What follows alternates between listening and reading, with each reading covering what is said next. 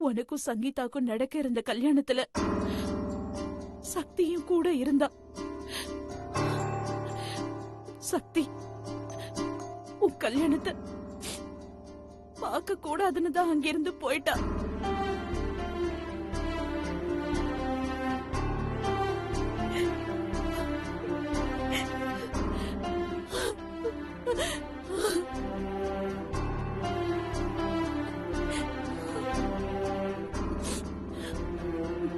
உனக்கு கல்யாணம் ஆகலங்கிற விஷயமே அவ தெரிஞ்சுக்காம போயிட்டா.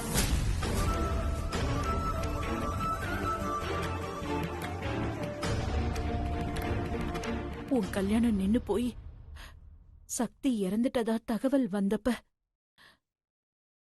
நானும் சக்தி இறந்து போயிட்டான்னு தான் நினைச்சேன்.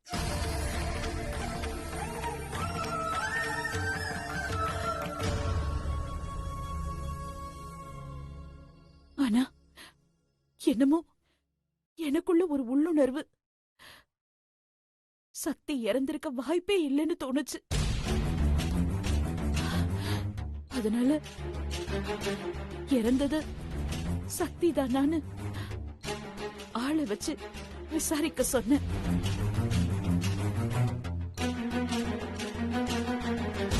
அப்பதான் நம்ம சக்தி சாகல, அவ டெல்லியில இருக்கான்னு எனக்கு தகவல் கிடைச்சது.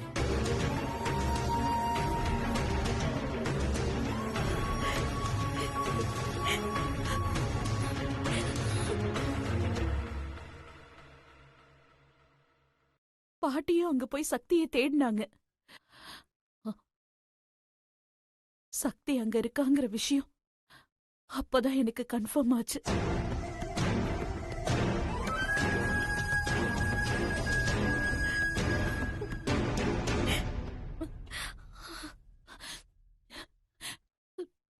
சிவா, சக்தி டெல்லியில இருக்காங்கிறத தவிர அவ எங்க இருக்கிறாங்கிற விஷயம் நிஜமாவே எனக்கு தெரியாது சிவா.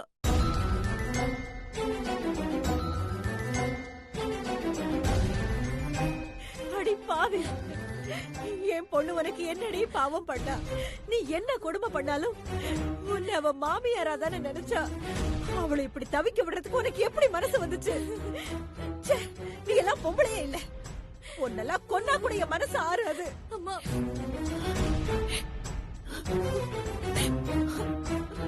சக்தி இத்தனை வருஷமா எல்லாரும் இருந்தும் யாருமே இல்லாத அனாதையா வாழ்ந்திருக்காளேமா.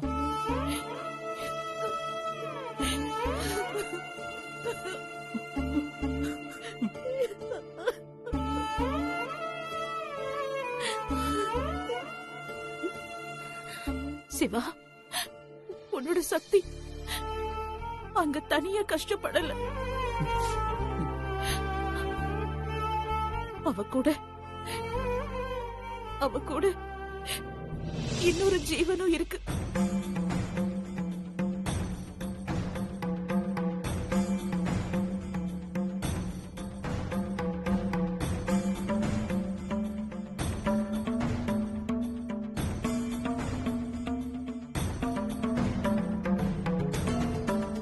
எதை சொல்லக்கூடாதோ அதை எல்லாத்தையும் சொல்றான்.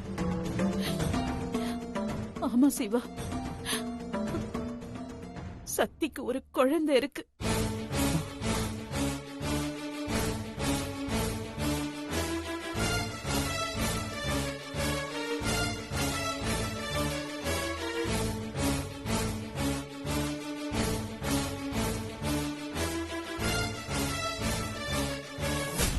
சக்தி இங்க இருந்து போகும்போது கர்ப்பமா போன.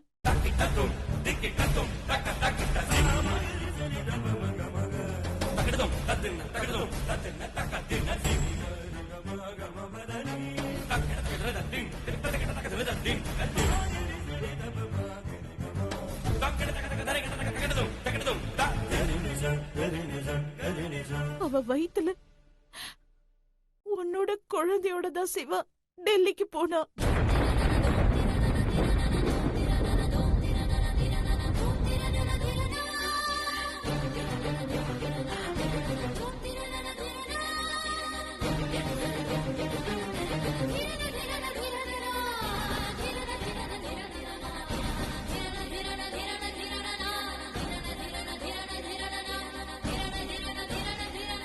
பாட்டி டெல்லிக்கு போய் சக்தியை பார்க்கும்போது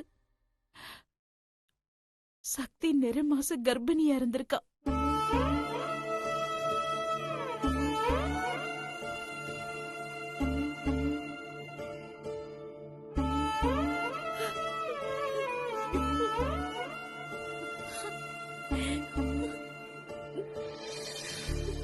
அம்மா என்னம்மா சொல்றீங்க?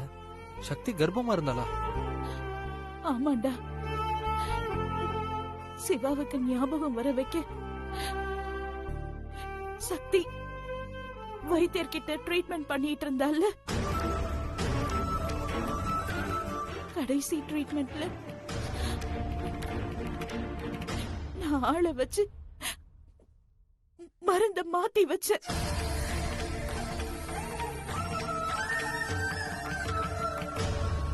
அந்த மருந்த சாப்பிட்டதுனால சிவாவோட உடம்பு துடிக்க ஆரம்பிச்சிருச்சு.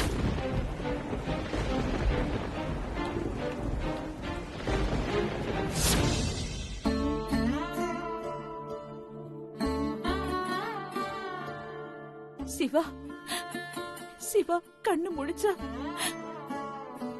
அவனோட உயிருக்கே ஆபத்துன்னு வைத்தியர் சொன்னதுனால சிவாவோட நடுக்கத்தை நிறுத்த வேற வழி இல்லாம சக்தி சிவாவோட பொண்ணு சேர்ந்தா.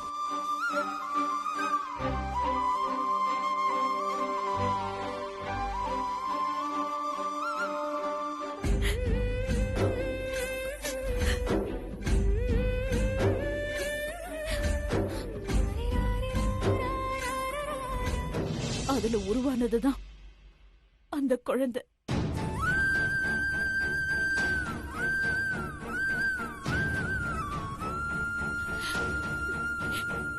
சிவா, அது அது உன்னோட குழந்தை சிவா.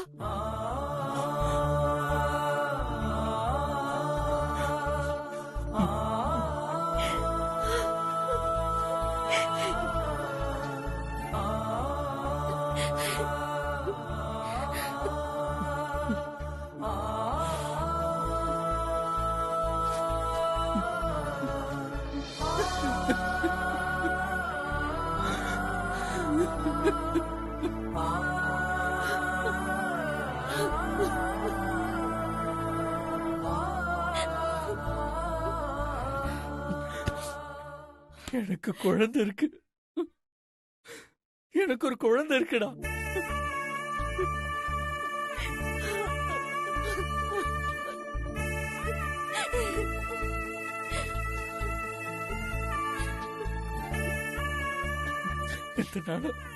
இத்தனை நாளும் என் குழந்தையும் சக்தியும் சேர்த்து தவிக்க விட்டுருக்கேன். இதுக்கெல்லாம் காரணம் நீங்க தான்ப்பா. என்ன கொன்னுடு சிவா, என்ன கொன்னுடு, என்ன கொன்னுடு சிவா. எனக்கு வாழ்றதுக்கு தகுதியே இல்ல. என்ன கொன்னுடு சிவா.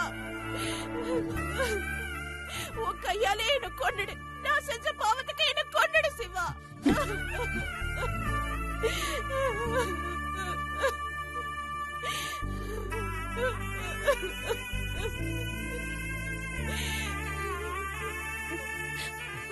கர்ப்பமா இருக்கிற பொண்ணு உங்களால எப்படிமா தனியா அனுப்ப முடிஞ்சது?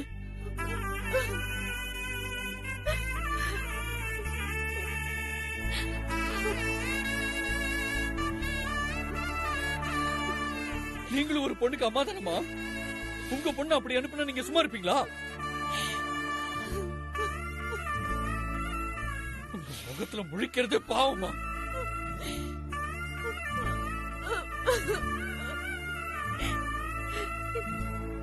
சிவா, உடனே சக்தியை கண்டுபிடிக்கிற வழியை பாரு. நான் எல்லா வழியிலையும் தேடி பார்த்துட்டேன் சுந்தர். பேப்பர்ல கூட விளம்பரம் கொடுத்து பார்த்துட்டேன். ஆனா சக்தி என்ன தேடி வரவே இல்லடா.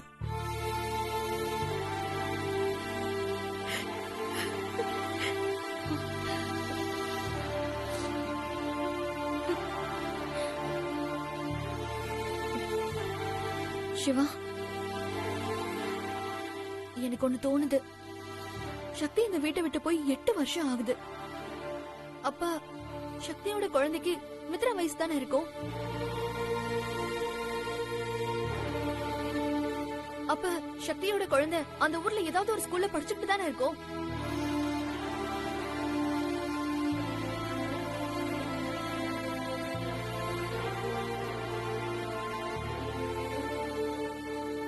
மீனாட்சி, நல்ல ஐடியா மீனாட்சி. கண்டிப்பா அந்த ஊர்ல இருக்கிற ஏதாவது ஸ்கூல்ல தான் என் குழந்தை படிச்சிட்டு இருக்கும். மாமா, குழந்தையோட போட்டோ கூட இல்ல. அதுவும் பிறந்த குழந்தை ஆனா பெண்ணான்னு கூட தெரியல. அப்படி இருக்கும்போது எப்படி மாமா கண்டுபிடிக்கிறது?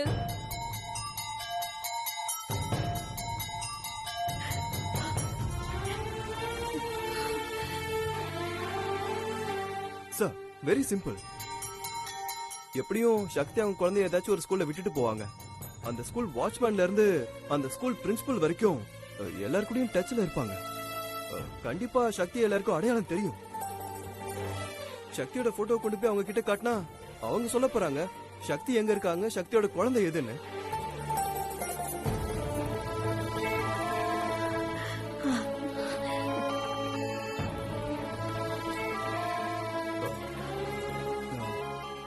என்ன எல்லாரும் அப்படி பாக்குறீங்க? இதெல்லாம் எப்படி எனக்கு தெரியும்னா, பேசிக்கா நான் ஒரு லாயர்.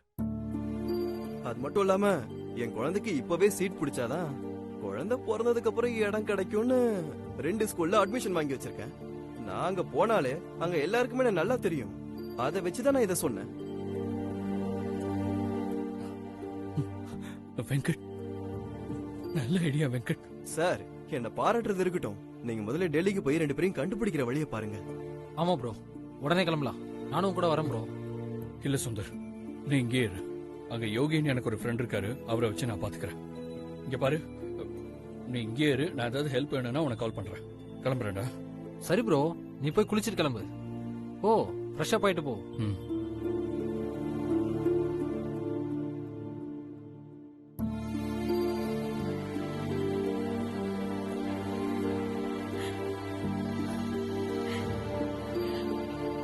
கோதாவரி, என்ன மன்னிச்சிரு கோதாவரி.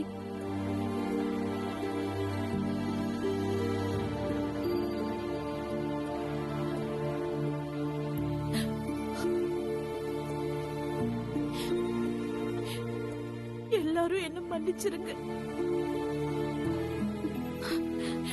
நான் செஞ்சது மன்னிக்க முடியாத குற்றம்தான். இருந்தாலும் தயவு செஞ்சு என்ன மன்னிச்சிருங்க.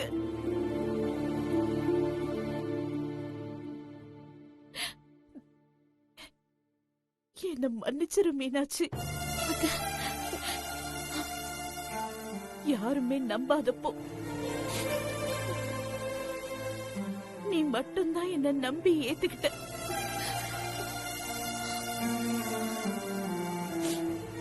உன்னோட நம்பிக்கை வீண் போகல மீனாட்சி.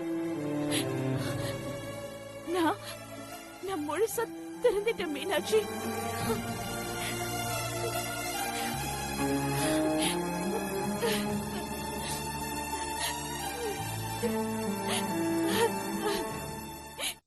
சந்தோஷமா இருக்க போல. என்ன யோகி, நல்லா இருக்கியா? நல்லா இருக்கேன். நீங்க உள்ள போங்க.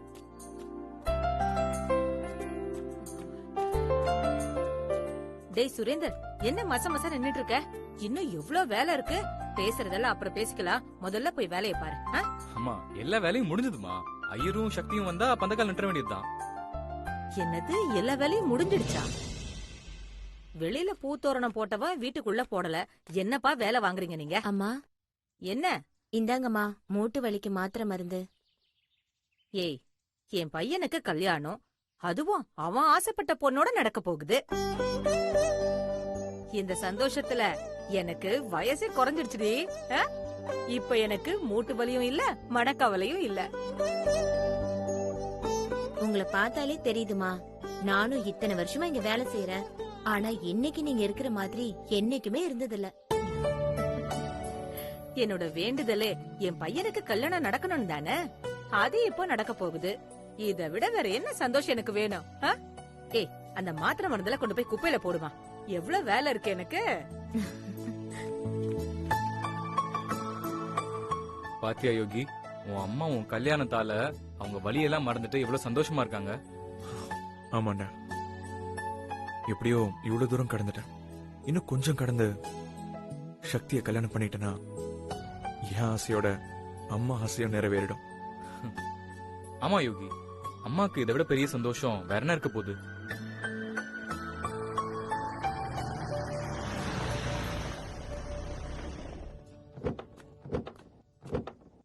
मैं पार करूंगा साहब. ठीक है. டேய், சக்தி வந்துட்டா, வா போலாம். வா. வா புகழ். வாங்க வாங்க, வா மகி, வா சக்தி. அம்மா வர சொல்லியிருந்தாங்க. வீடு ஃபுல்லா ஒரே டெக்கரேஷனா இருக்கு. ஏதாவது ஃபங்க்ஷனா சார்? இன்னைக்கு பந்துக்கால் நாட்டுறது. என்னது, பந்தக்கால் நட போறாங்களா? பந்தக்கால் நடுறதுனா என்ன சார்? மேரேஜ்க்கு முன்னாடி நடக்கிற இந்துக்களோட சம்பிரதாய சடங்கு. இது முடிஞ்சாலே பாதி கல்யாணம் முடிஞ்ச மாதிரி தான். ஐயோ, இது நடக்க விடக்கூடாது.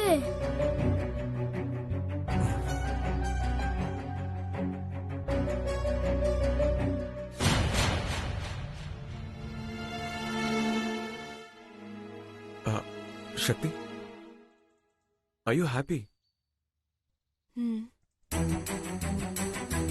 சரி வாங்க, உள்ள போலாம். வா சக்தி.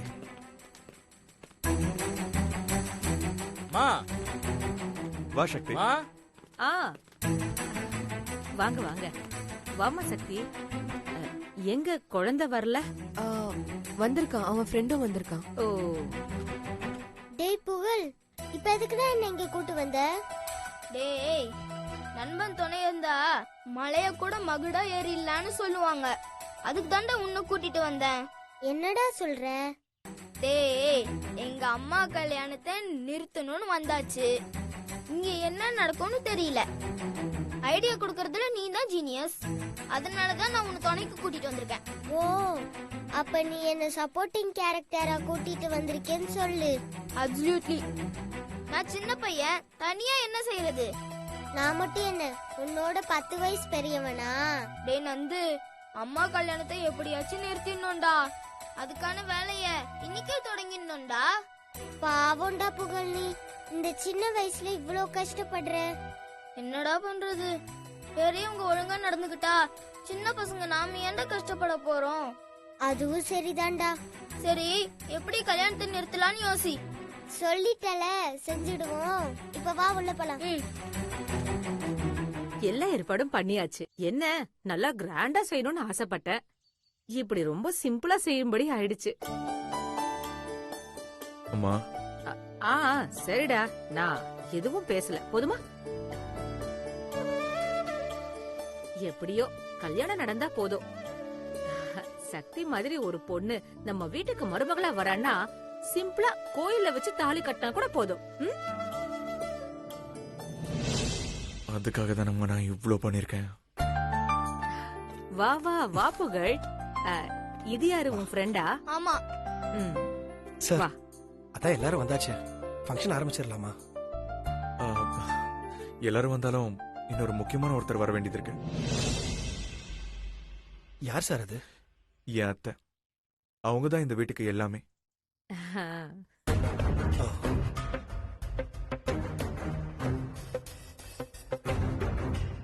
அவங்க இல்லாம எந்த விசேஷமும் நடக்காது, நடக்கவும் கூடாது.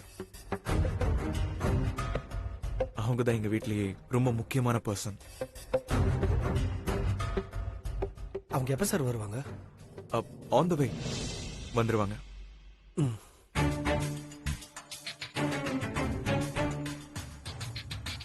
டே நந்து, கேட்டியா? யோகியோட அத்தை தான் இந்த வீட்டுக்கு எல்லாமே வா. அவங்கள டார்கெட் பண்ணா இந்த கல்யாணம் நிக்கும். சோ அவங்கள வச்சுதான் ஏதாவது பிளான் பண்ணி இந்த கல்யாணத்தை நிறுத்தணும். எனக்கும் அதான்டா சரின்னு தோணுது.